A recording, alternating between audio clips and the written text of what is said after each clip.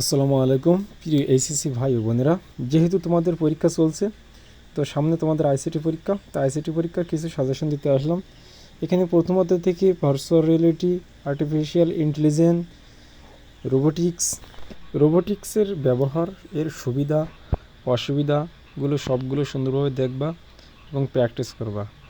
তারপর আছে crow surgery, এটা থেকে প্রতি বছর হুবহু কমন প্রশ্ন আসে। এটি খুবই গুরুত্বপূর্ণ একটি টপিক, এটি মোটে স্কিপ করলে চলবে না। তারপর আছে বায়োমেট্রিক্সের ব্যবহারটাও খুবই গুরুত্বপূর্ণ। বায়োমেট্রিক্সের এখানে সুবিধা অসুবিধা। তারপর আছে জেনেটিক ইঞ্জিনিয়ারিং, একটু ভালোভাবে দেখবা। তারপর আছে ন্যানোটেকনোলজির ব্যবহার খুবই গুরুত্বপূর্ণ। এখানে কিছু সংক্ষিপ্ত প্রশ্ন এবং কিছু নৈবিত্তিক এখানে তুলে ধরছি। নৈবিত্তিকগুলো ভালোভাবে খেয়াল করো, এখান থেকে নৈবিত্তিকগুলো একটু প্র্যাকটিস করো তোমাদের বোর্ড বইয়ের আলোকে। এটা মাহবুবুর রহমান স্যারের বইয়ে অন্তর্ভুক্ত। এই বই থেকে প্রায় হুবহু কমন প্রশ্ন আসে। এখানে কিছু সৃজনশীল অঙ্ক দিয়েছি, সৃজনশীল অঙ্কগুলো প্র্যাকটিস করো। এখন দেখবো আমরা দ্বিতীয় অধ্যায় থেকে ন্যানোব্যান্ড এবং ডেটা ট্রান্সমিশন মোড এখানে দিছি। এখানে সিনক্রোনাস, অ্যাসিনক্রোনাস, আইসোক্রোনাস এর ব্যবহারগুলো দিছি।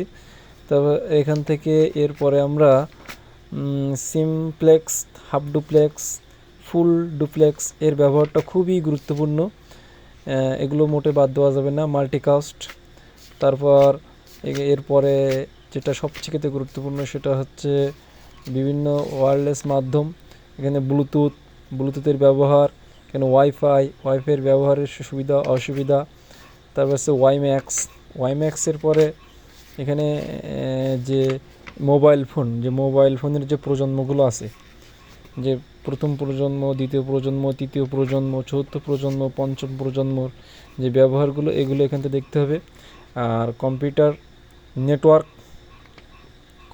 নেটওয়ার্কের গুলোর মধ্যে আছে যে বিভিন্ন personal area network, local area network, তারপর ল্যান ও ম্যানের মধ্যে পার্থক্য, হ্যাঁ, তারপর wide area network, client server network, এগুলো সবই দেখতে হবে।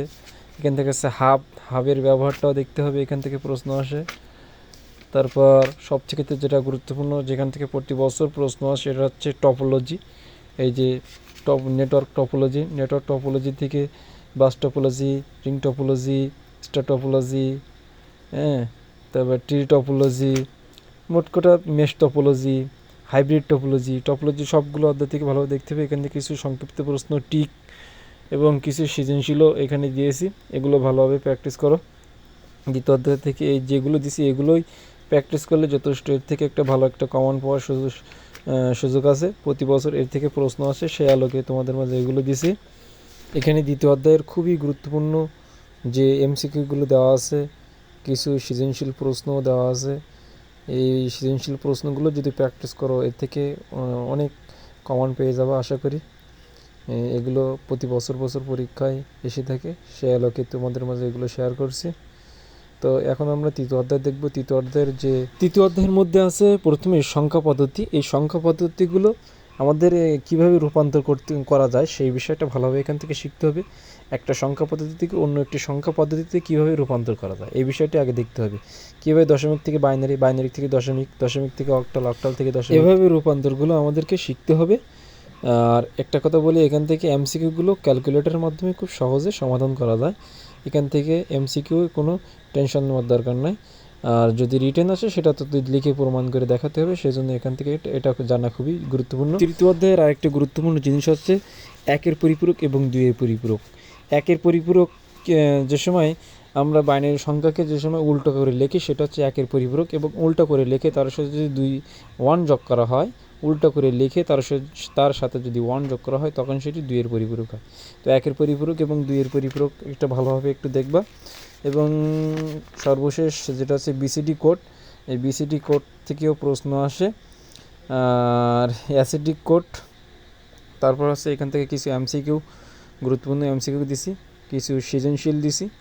সৃজনশীলগুলো প্রায় প্রতি বছর এখান থেকে খুবই সুন্দর সৃজনশীল এখান থেকে এসে থাকে, এই সৃজনশীলগুলো প্র্যাকটিস করব। এবার তৃতীয় অধ্যায়ের দ্বিতীয় অংশ আছে গেট। গেট থেকেও এখান থেকে এক সেট প্রশ্ন আসবে, এক সেট প্রশ্ন আসবে।